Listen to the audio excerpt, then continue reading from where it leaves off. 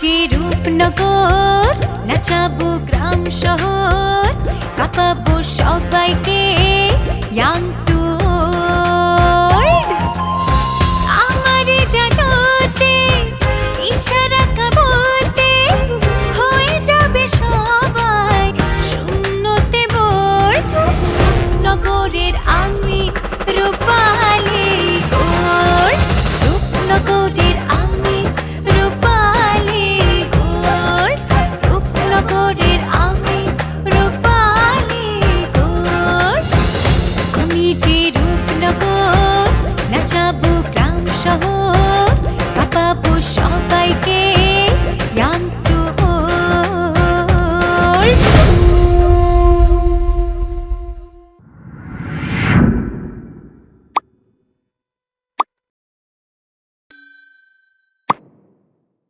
তুই বাচ্চু চেয়ারম্যান এলাকার মাইয়া নিয়া আমার বাড়িতে ঢুকছস। আমার মান সম্মান, আমার রাজনীতি, আমার অবস্থান তুই এক লহমায় মাটির সাথে মিশিয়ে দিছস। আজমল চেয়ারম্যান হুট করে তানহার বিয়ে দিতে চায়, কিন্তু সামি আপুর বিয়েই তো এখনো হয় নাই, তাইলে তানহার এত তাড়াতাড়ি বিয়ে দেওয়ার দরকারটা কি? কিন্তু তানহার ভালো মন্দ তোর চেয়ে আমি বেশি বুঝি। আমি জানি বাবা তুমি আমাকে ভালো চাও, কিন্তু একটা অচেনা মানুষের লোকে হুট করে অনেক গুছাইছে, আর গুছানোর দরকার নাই। এমনি তোর বোনে যে কাণ্ড করে বেড়াইতেছে। তারপর মনে করো আমি বনে যাব, কাঠ কেটে আনবো, সেটা বাজারে বিক্রি করব, সেই টাকা দিয়ে আমি ডাল চাল কিনে বাড়িতে আসবো। এসে দেখবো ওই ছোট্ট ঘরের সামনে তুমি আমার জন্য অপেক্ষা করতেছো। আর আমি তোমার জন্য তোমার পছন্দের ভুনা খিচুড়ি, গরুর মাংস আর গরম গরম ভর্তা রান্তাম। আর সন্ধ্যার সময় আমরা দুইজনে উঠানে বসে চা খাইতাম, আর তুমি গল্প বলতা, আমি মুগ্ধ হয়ে তোমার দিকে তাকায় থাকতাম।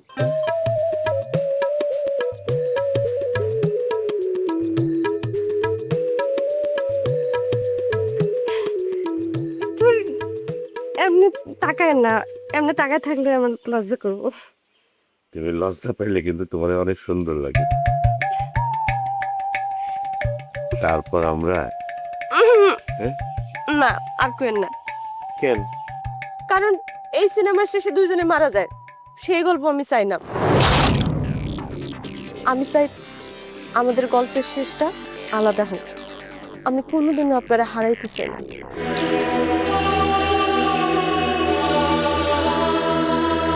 আমিও না, যতদিন বাঁচবো আমি তোমার খুশি রাখতে চাই। এর মধ্যে যদি আমার কিছু হয়ে যায়। চুপ, একদম চুপ, এসব কথা কখনো মুখে আনবেন না। আপনার কিছু হয়ে গেলে আমি বাঁচুম না, আর কখনো এসব কথা কইবেন না।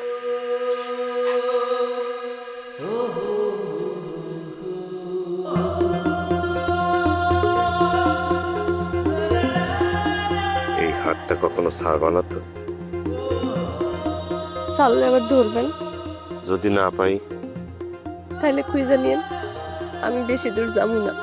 জুলাস, জি চাচা আইতাছি। লাইকি তাড়াতাড়ি যাও, চাচা ডাকতেছে। তোমার সাথে যদি দেখে তাহলে আবার বিপদে পড়বো। যাস। কিন্তু একটা কথা মনে রাখেন, কি? পালাইলে কিন্তু আমি আপনারে লইয়েই পালামু। সাবধানে যেও। তাহলে তাহানোর লাগে কথা বল।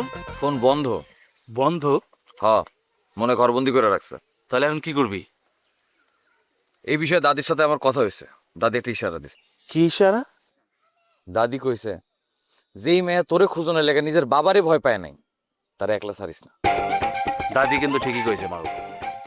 সেটা না হয় বুঝলাম, কিন্তু তুই ডাকবি আর তানহার বাবা তানহারে সুসুর করে তোর হাতে তুলে দেব, এইটা ভাবা তো ঠিক না। আর তানাও কি তোর ডাকে আইসা পড়বো? দাদি আমারে আশ্বাস দিছে, কইছে তানার মধ্যে আমার লেগে একটা টান আছে, এই লেগে তো রিস্ক নেওয়াই লাগবো। কিন্তু বন্ধু সমস্যা হলো বিষয়টা তো তানারাকে জানাইতে হবে। কিন্তু আজমল সিএমের বাড়িতে আমরা ঢুকবো কেমনে? এটা একটা বাঘের আস্তানা, ঢোকা সম্ভব না বন্ধু। তাহলে তোদেরকে ডাকছি কেন আমি? হ্যাঁ, তোদের কাজটা কি? ইয়েস, একটা কাজ করলে কেমন হয়?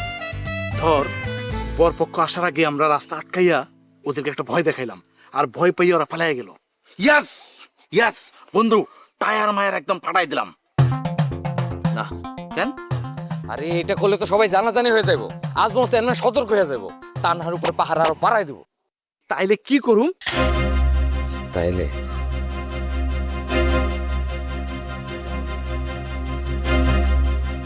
যদি কেউ টেন না পায়, মানে মানে হইলো বাড়ির সামনের দিকে সবাই বিয়া নিয়ে ব্যস্ত থাকবো থাকবো, আর অতিথিরা কি করব? রান্না বাড়া সাজসজ্জা এগুলো নিয়ে ব্যস্ত থাকবো। হ্যাঁ, তা তো থাকবোই। তখন তানহার সবচেয়ে কাছের মানুষ কার? আরে শবনম চাচি আর সামি আপু। আর আর বাড়ির মেয়েরা। ঠিক, আর মেয়েদের মন তো নরম হয়। তা হয়। তাইলে তাইলে কি?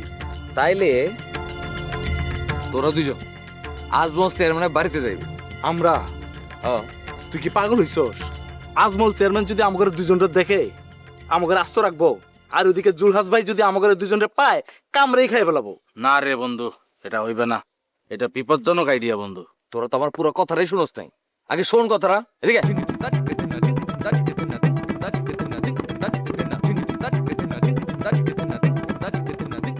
দারুণ আইডিয়া বন্ধু, যদিও রিক্স আছে কিন্তু কোনো সমস্যা নাই। ছোটবেলা থেকে বন্ধু অনেক ইচ্ছা আছিল অভিনয় করব, কিন্তু বাঘের খাঁচাই গিয়ে যে অভিনয় করতে হবে এটা কোনো তো ভাবি নাই। নো প্রবলেম, বন্ধুর জন্য করলাম। কিন্তু বন্ধু তুই তখন কি করবি? আমি আমি রাস্তার মোড়ে অপেক্ষা করব। যদি ধরা খাই? ধরা খেলে কইবি তানার বিয়া উপলক্ষে দেখতে গেছিস। এটা পুরো সিনেমার প্ল্যান রে বন্ধু, সিনেমা বানানো যাবে। আজমল চেয়ারম্যান যদি জানে তাহলে আমাদের কবরও খুঁজে পাওয়া যাইব না। দেখ আমি জানি যে কাছে ঝুঁকি আছে, এই জন্যই তোদেরকে বলছিলাম। আচ্ছা সমস্যা নেই, তোদের উপরে আমি কোনো জোর জবরদস্তি করতেছিলাম। তোরা গেলে যা, না গেলে না যা, আমার কোনো সমস্যা নেই। না মামা লোলা, বন্ধুর জন্য নাই কোনো মানা।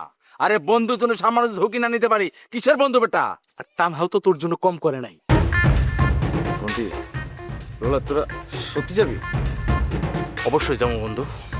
শোন মামা, তোর লাইগা শুধু বাঘের খাঁচা কেন, এর চেয়েও ভয়ঙ্কর কোনো জায়গায় যাওয়ার জন্য রাজি আছি।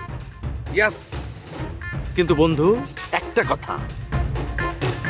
কি কথা? তানাকে নেশার পরে আপনি যদি আবারও পালিয়ে যান তাহলে কিন্তু আমরা ভুলে যাব আপনি আমাদের বন্ধু। তখন দুইজন মিলে আপনাকে সাসাং সাসাং দিব। না রে, এইবার আর শর্মা, তানহারে আমার জীবন থেকে এবার আর কেউ সরাইতে পারলো না। করে যা, প্রস্তুতি। ওকে বন্ধু, চল। তানহাকে আমার কাছ থেকে কেউ আলাদা করতে পারবে না, কেউ না।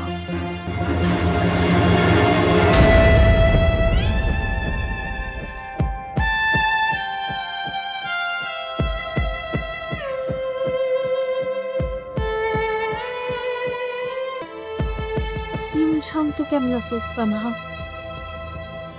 ও দেখে আমার ভয় লাগতেছে। কেমন চুপ হয়ে আসোস? এমন অবস্থায় মনে চুপ হয়ে থাকে? কেমন অবস্থায়? তোর বিয়া, তাও জোর কইরা। অথচ তুই কান্না করতেছস না, রাগ দেখাইতেছ না, চিৎকারও করতেছস না। সব যুদ্ধ কান্না করে জিতে যায় না আপু।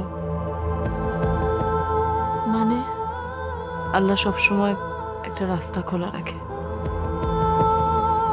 আর সেই রাস্তাটা সঠিক সময় চিনতে হয়। আপু তুমি আমার নিয়ে এত চিন্তা করো না তো। আমি তোর নিয়ে চিন্তা করবো না? তুই আমার ছোট বোন না। তুমি এখন নিজের এনে ভাবো, নয়ন ভাই থেকে মনোযোগ দাও না। মানুষটা কত বিপদের মধ্যে থাকে, তাও দেখছো তোমার নিয়ে কিন্তু ভাবতেছে। তার জন্যই তোমার শক্ত হয়ে দাঁড়াইতে হলো। এই অবস্থায় তুই আমারে খোঁজা মারার সুযোগটা ছাড়লি না। খোঁজা না আপু, সত্যিটাই বলতেছি। শুধু এতটুকুই বুঝতেছি যে নয়ন ভাই যে পথে আছে সেখানে অনেক লুকানো শত্রু আছে। তুমি তার থেকে ভালো করে খেয়াল রাখো। তুমিও সুখী হইবা, সাথে নয়ন ভাইও সুখী হইব, এতটুকু বিশ্বাস আমার আছে। আর তুই আমার কথা, আমার গল্প এখনো শেষ হয় নাই আপু। বরং মনে হইতেছে আমার জীবনের অধ্যায় এখন থেকে শুরু হইল।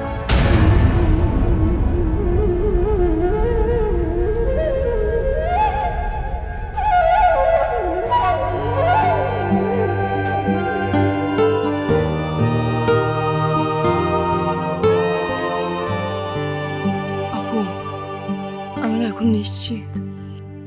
কিসের? বাবা কোনো বড় খেলা খেলতেছে আপু।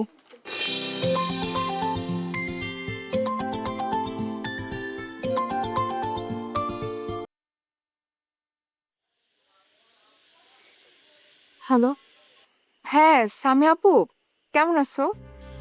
ভালো আছি কইলে তো মিথ্যা করা হইব। তুই কেমন আছিস?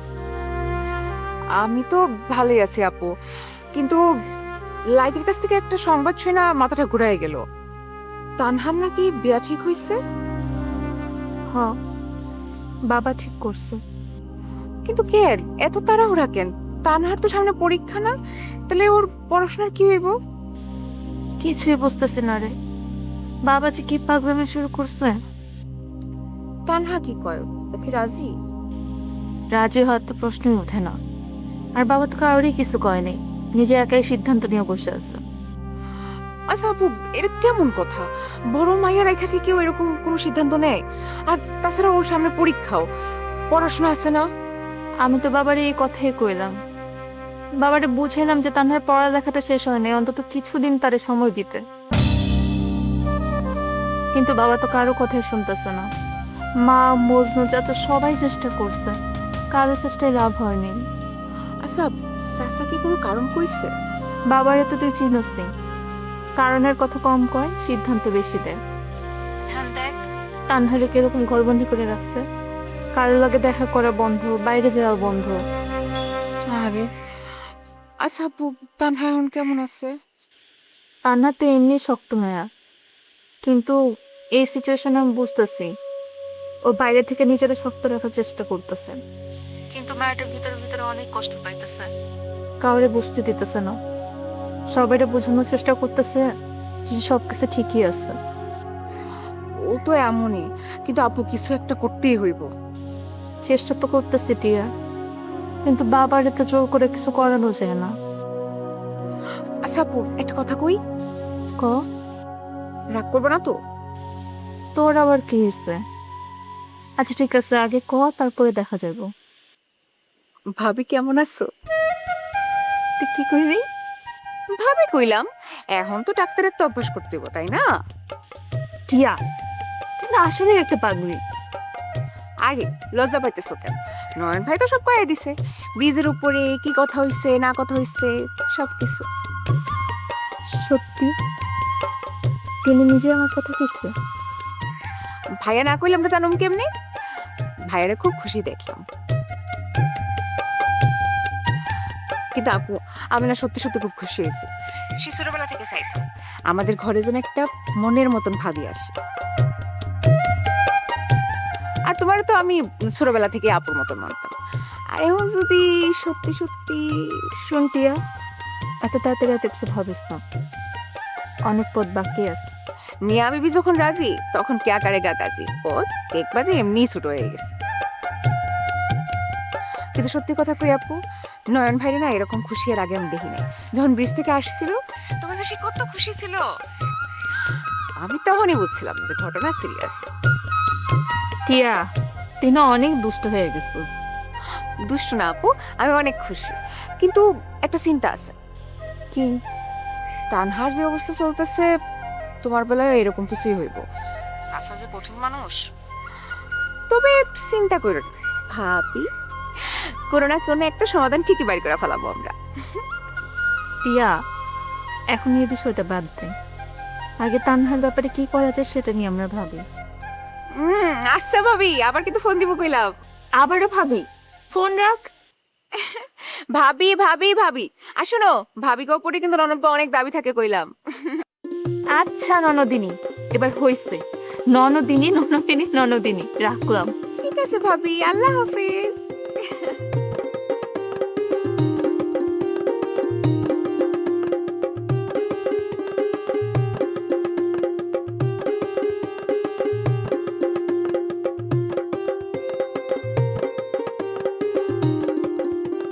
আপনি এই সময়?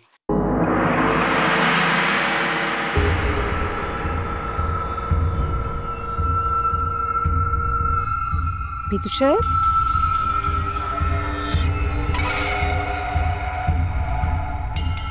কি হয়েছে?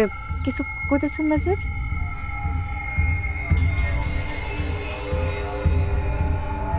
বিদ্যুৎ সাহেব, সব ঠিকঠাক?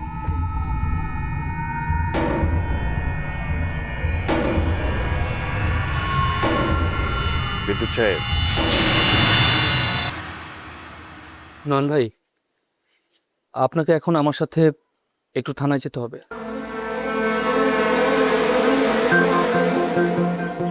জীবন মাঝির ব্যাপারে? না, গুগল হত্যা মামলায় আপনার বিরুদ্ধে গ্রেফতারি পরোয়ানা জারি করা হয়েছে।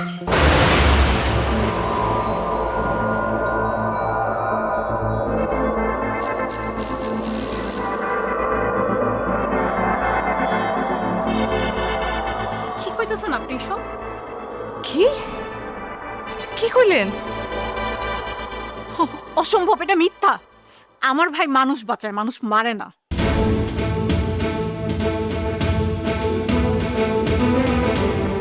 গুগল হত্যায় আমি? নয়ন ভাই, আমি বিশ্বাস করি আপনি নির্দোষ, কিন্তু আদালতের নির্দেশ অমান্য করার ক্ষমতা আমার নেই। আপনি জানেন ভাইয়া নির্দোষ, তাহলে আপনি হাত করে কেমনে পড়াবেন? আইনের পোশাক পরলে অনেক সময় নিজের বিশ্বাস চাপা দিতে হয়, কিন্তু আমি কথা দিচ্ছি, এই মামলা যদি সাজানো হয় তাহলে সত্য বাইর না করা পর্যন্ত আমি থামবো না। আর আমি খুব দ্রুত নয়ন ভাই জামিন পাওয়ানোর ব্যবস্থা করব। কে করছে? হ্যাঁ, কে করছে এই সব কিছু? কার এত বড় সাহস? আমার সন্দেহ এটা অনেক বড় একটা ষড়যন্ত্রের অংশ। নয়ন ভাইকে সরিয়ে দেওয়ার চেষ্টা।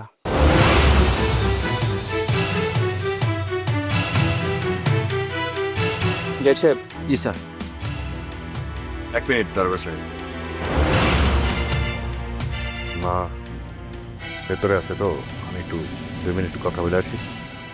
অবশ্যই যান, আপনি আন্টির সাথে কথা বলে আসুন।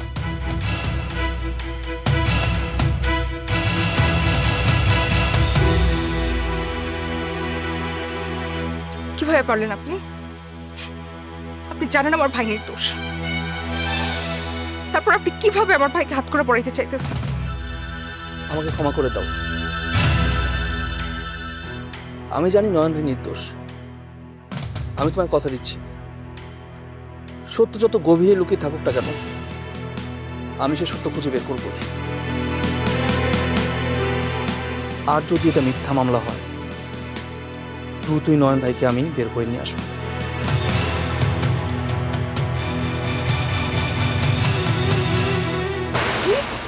আমার নয়ন পুলিশে ধরতে আইছে? আমার নয়ন কি অপরাধ করছে? অসম্ভব। আমার নয়ন সারা গ্রামের মানুষের সাহায্য করে, দৌড়ায় যায় কার বিপদ আছে কার আপদ আছে। আমার পোলারে পুলিশে ধরতে আইছে? অসম্ভব, কোনোদিন আমার পোলা কোনো অপরাধ করতে পারে না। নয়ন, জানিস বাবা, এতদিন তোর কাছে আমি একটা সত্য কথা গোপন করছি। আমি মনে করছিলাম কোনোদিন এই সত্যটা তোকে জানতে দিব না। এই সত্যটা নিয়েই আমি কবরে যাব বুকের মধ্যে চাপা দিয়া। কিন্তু না, সত্যটা তোদের জানতে হইব।